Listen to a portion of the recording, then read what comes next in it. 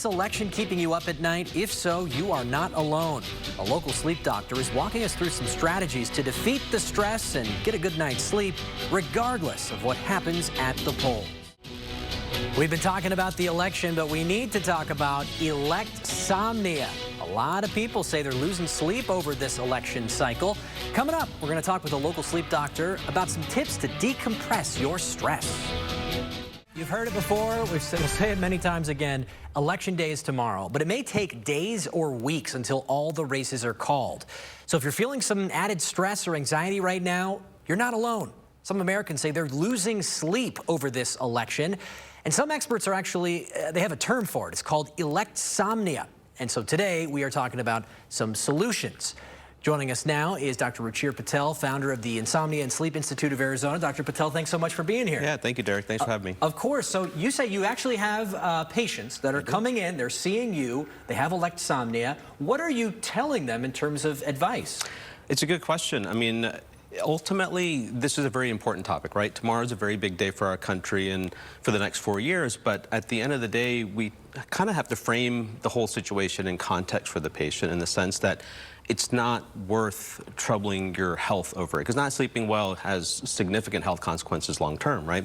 So one of the things that we tell individuals is, well, think about the things that you yourself can do to help change, right? But put it in perspective of that you can't change everything. We've gone through cycles like this before.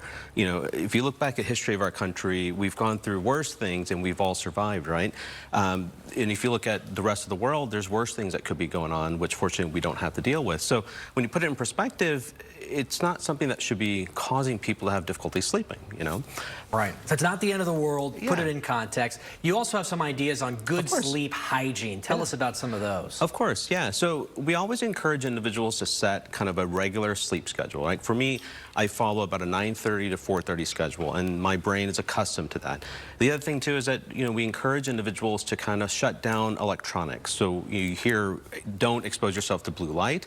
So we encourage, stop reading social media, stop watching the news, don't read the paper, right? Stop exposing yourself to all the stuff that's getting you anxious about the upcoming election. And kind of create a nice wind down routine for about an hour before you go to bed to let the mind relax, right? Kind of go to bed, if you can, with a clear conscience. And sometimes it's harder said than done, right? How about stimulants like coffee? When should I be having my last coffee of the day? Yeah, that's a great question. So we advise avoid caffeine and alcohol within 6 hours of bedtime, right? And then in terms of naps, I have to admit, I love taking naps, but that can disrupt things. It can, yeah. So our cardinal rule for napping is, while naps can be refreshing, they can be helpful, we advise individuals to not take a nap after 3 p.m. and don't take a nap longer than 30 minutes. And if you do either or, it ends up basically taking away sleep that your body is building up the pressure for you to be able to sleep better at night. So. How about exercise? Because obviously exercise is important, but you don't want to do it too close to bedtime. Yeah. So we encourage going outside, right? And even for the stress with the election coming up, I mean, our weather is now finally beautiful. Oh, yeah. It's gorgeous, sunny, and cool outside. Go for a walk, get out in nature, right? But when it comes to exercising, yes, we do advise try to avoid strenuous activity within, you know, 2 to 3 hours of bedtime.